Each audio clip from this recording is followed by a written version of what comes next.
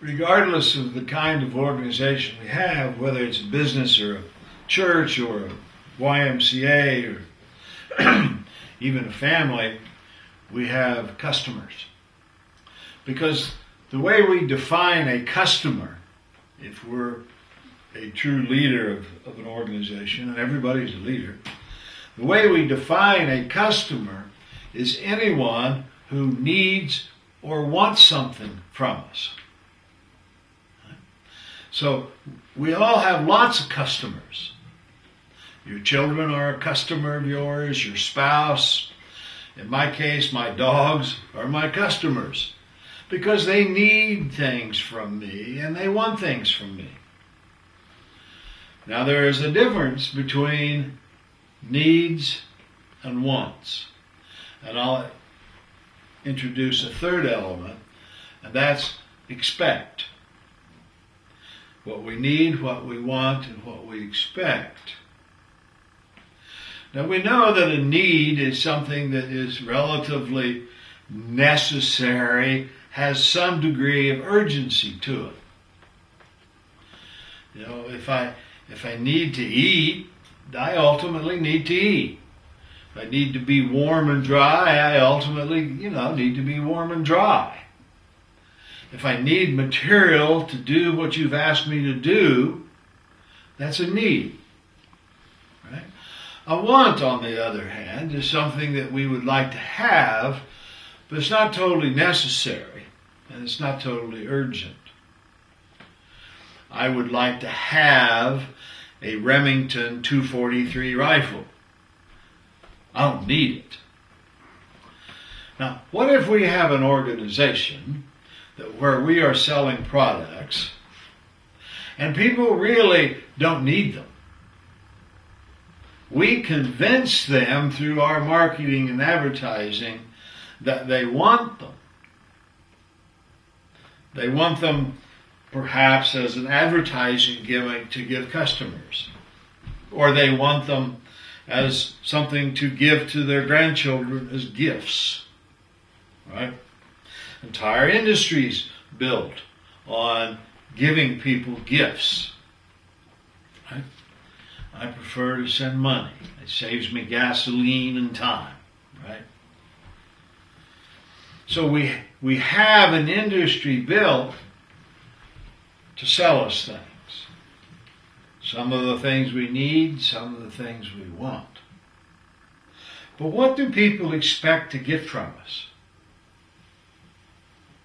We need to know that. We obviously want to know what they need and want, but what do they expect to get from us? If their expectations from us have become low, we have a problem. Right? If people expect us to not perform very well, we have a problem. Now, if they expect us to excel every single time we do something for them, we have a problem, but it's a different kind. Right? And so we need to know what people need, what they want, and what they expect from us. All of our customers.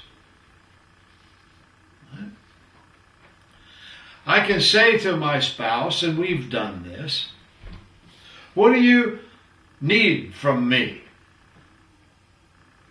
And she'll give me a list of things that she needs. What do you want from me? And that's generally a pretty short list because the needs takes care of most everything. It's a long list. The thing that she wants from me is more time. And I can't give her much more time. She works all day away from the home. I work day and night at home in my office. There isn't a lot of time. And by the time I do the grocery shopping and cook the meals and clean the house and do the laundry, there isn't a lot of time. But there is that need and want. But if I ask her what she expects from me, I'm okay. Because I'm a good cook. And I do my chores. I do the things that she really needs me to do. If I slack off, I'll be the first to know it. I don't need someone to tell me. But in a larger marketplace, what do people want? They want quality. What do they need? They want quality.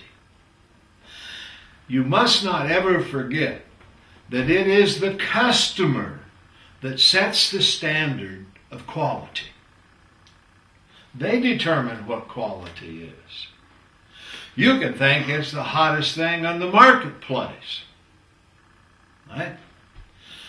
But the customer looks at it, looks at the cost of it, and decides whether or not the quality is worth the cost. Goodness gracious, did America learn that in the real estate bust, in the Great Recession, right, of 2008 through 2012 and beyond. My spouse and I had a house that appraised at almost $500,000 that we can't sell for $390,000. Now, we can say the house is worth that. The house is worth what someone will pay for it.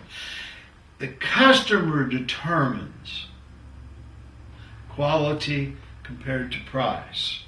Now, what do customers want? All right? Well, for some products, they want performance. There's a level of performance that they expect. An automobile's acceleration, its handling, its miles per gallon, its safety. All right? A toaster's ability to set the dial so it's not too brown, it's not too light, and so on. Right? There is a performance piece that we put on products and we put on people that we use to judge quality. The second things are bells and whistles, right? The extras that go with it. A sunroof on a car. Used to be when you bought an airline ticket, you got extras. They would take your baggage and deliver it where you got there. You could go in and you could get an adult beverage if you sat in first class. Used to be able to get even a glass of wine in coach class in some airlines, right? And a meal. Well, now you got to pay for all of that. And so then we try to package up stuff to take on board, and they take it away from us at the check-in. Right? So these secondary things, these extras, people come to expect them. Right? Reliability. Will the product last? I was very interested to discover one time that in a home my wife and I owned, we had two 50-gallon water heaters that sit side by side. Because my wife had a big jacuzzi. Now generally it was used to hold clothes. But she would get in it and it would take all the hot water. For whatever reason, there were two of them. They failed from the same problem within 30 days of each other. They were the same brand, same size, put in at the same time, and they failed from the same problem within 30 days. It was built-in obsolescence. Right? Angered me no end.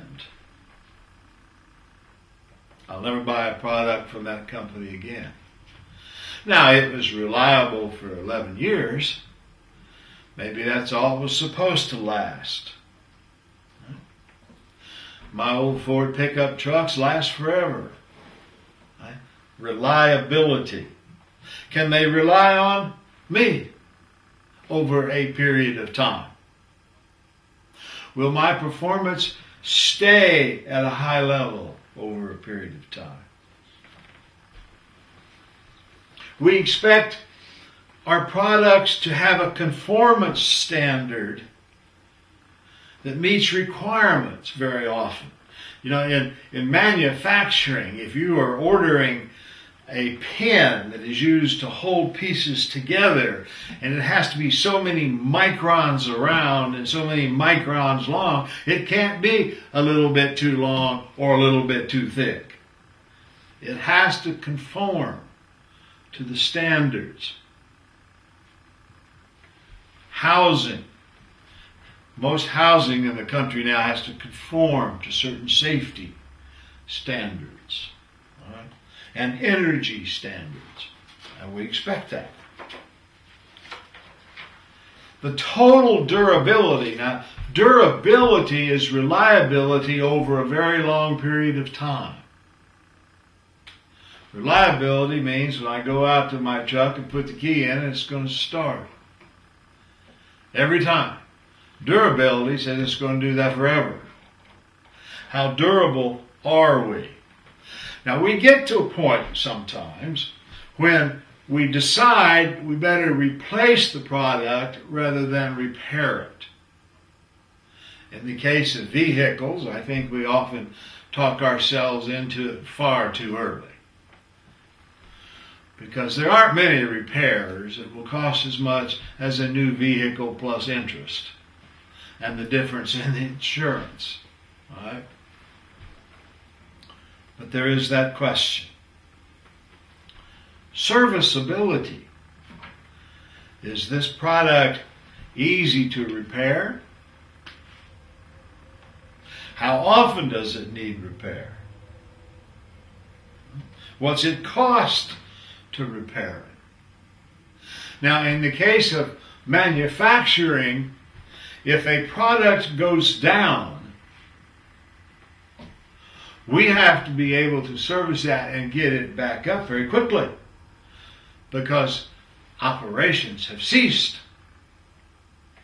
And that is an important thing. Downtime is a big consideration. The leader of an organization knows he cannot afford to be down for very long, if at all. And then there's always the question, in many instances, of aesthetics, right? For consumer products, how does it look? Does it look good? Does it smell good? Does it feel good? Now, this is a question of subjective dimension. It's a personal taste kind of thing. But wise folks are measuring customer desires in terms of aesthetics, and we try to give them what they want. And then finally, there is a thing called perceived quality. It comes from a company's reputation. And that we begin to believe that if it comes from this company, it's going to be okay. And so companies will spend a lot of money, if they're wise, in building an image just of themselves. Not just their product, but of the company. You know, the Budweiser Drysdale horses. They're in these great commercials. They don't drink. The one I remember the most is when they knelt against the skyline when the towers of New York were gone. It builds this image for Budweiser back when it was an American company. And so we spend this money for perceived quality. I saw a print ad in a book one time that I'll never forget. And it was a copy of one that had ran in a magazine. But here is this desk. It's a big desk. And behind the desk is a big man. He's bald, and he's wearing a bow tie, and he's kind of a tough-looking guy. And here's what he says. You don't see who he's talking to, but here's what he says. I don't know anything about your company. I don't know anything about its financial status or its bond rating. I don't know anything about its owners. I don't know anything about its reputation. I don't know anything about the product you're bringing me. I don't know how it compares with any other products. I don't know how long it will last or if it'll do what you say it will do. I don't know anything about your company or your product. Now, what is it you want to sell me? And the point is obvious. Leaders know that they have to communicate to a larger audience to get a built-in reputation of honesty, good service, good products. And so when the individual products hit the street, they have a better chance of being sold. Now, what about service? We're a service industry. We don't, a service economy. Are the determinants of quality the same as products? Well, some of them kind of are. Reliability, as I said a while ago. Can we count on you to be reliable? Are you responsive? Will you provide timely responses and timely service? One of the hard parts of teaching university students online, when I go into a classroom with 30 students and I ask a question, I'll be lucky to get one person to say anything. When I ask a question online of 30 students, they all expect me to respond to them. And the universities always expect you to respond within 24 hours. And it gets pretty tough sometimes to be that responsive and to be that timely.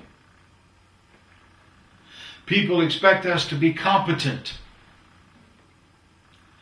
People in the service industry have to have the skills and knowledge to do what they say they can do.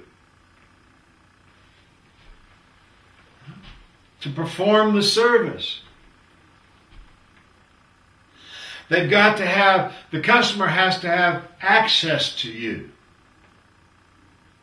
You have to be approachable. I've often heard the phrase, we have an open door policy in our company. Anybody can come in and talk to me. You know, an open door is useless if people are afraid to go in there. And so accessibility is more than a slogan. When people come in, just because you're open, they have to be met with friendly, helpful people. I am so frustrated so many times when I call a company and I go through about 9 recordings to get to a human being. It doesn't bother me necessarily that the human being may have an accent, may be sitting in Pakistan, because that's a company decision, and the person in Pakistan will probably do a very good job.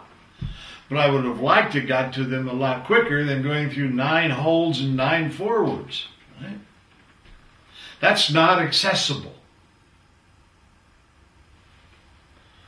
When I was a boy, doctors made house calls. We expect courtesy, politeness. Sometimes we get it, sometimes we don't. I've done business in Japan. The most polite people I've ever seen anywhere. Unbelievable. Now, they'll cut your heart out in a business deal, but you'll kind of enjoy it. They're so nice to you. I've also done business in France, just the opposite. I understand why Mark Twain didn't care for them very much. Customers expect us to talk to them. They expect communication. They don't want to be surprised. They want us to talk to them in a language they understand. I'm constantly saying to my doctor, would you put that in a term that I can understand? I said to my doctor, Mike Flood said to me one time, you're obese. I said, well, I want a second opinion. And he said, well, you're ugly. All right. But we want people to use language that we can understand.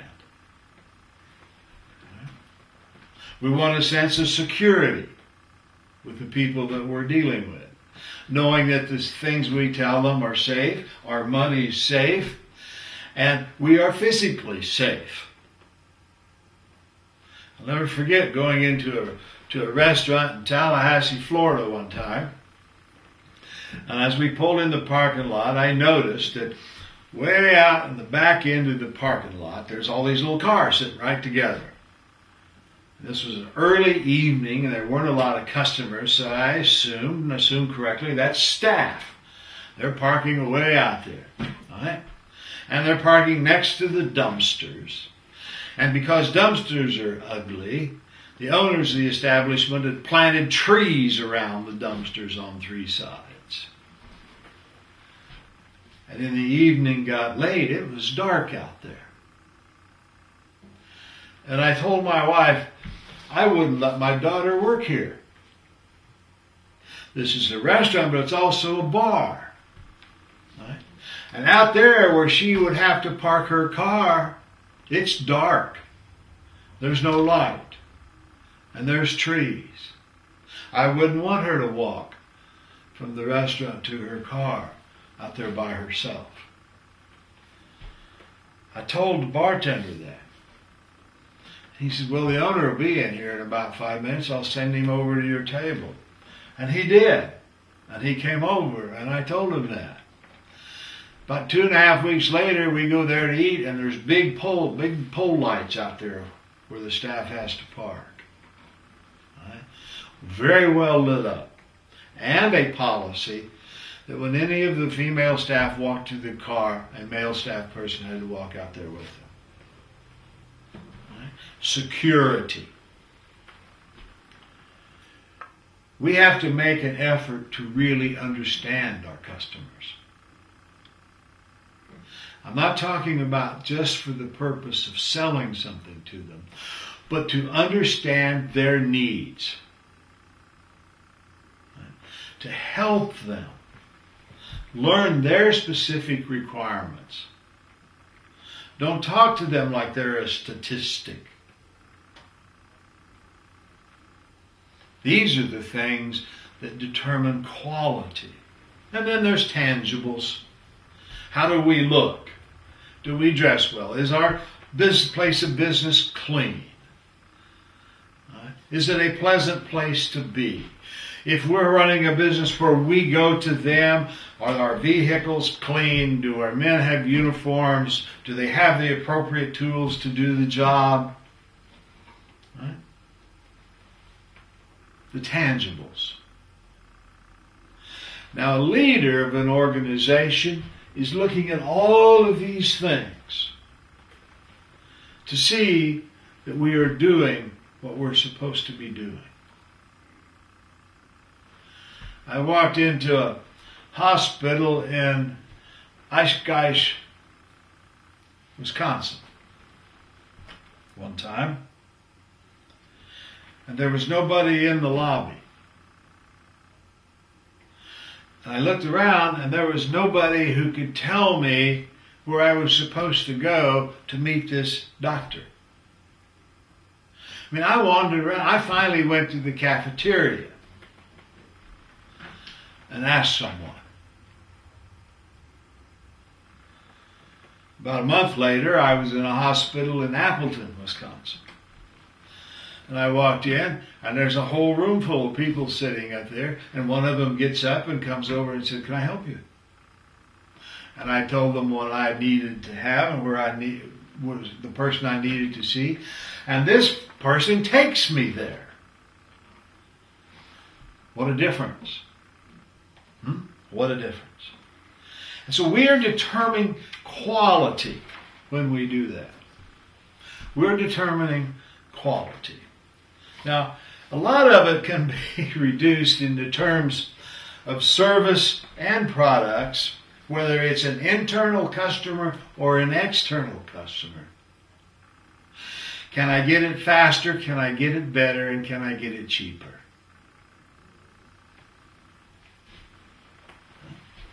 And if the answer is no, then the customer begins to look for alternative sources. And what this means is that we must constantly look at how we can improve quality. Constant quality improvement. And it may be in ourselves. Constant human improvement.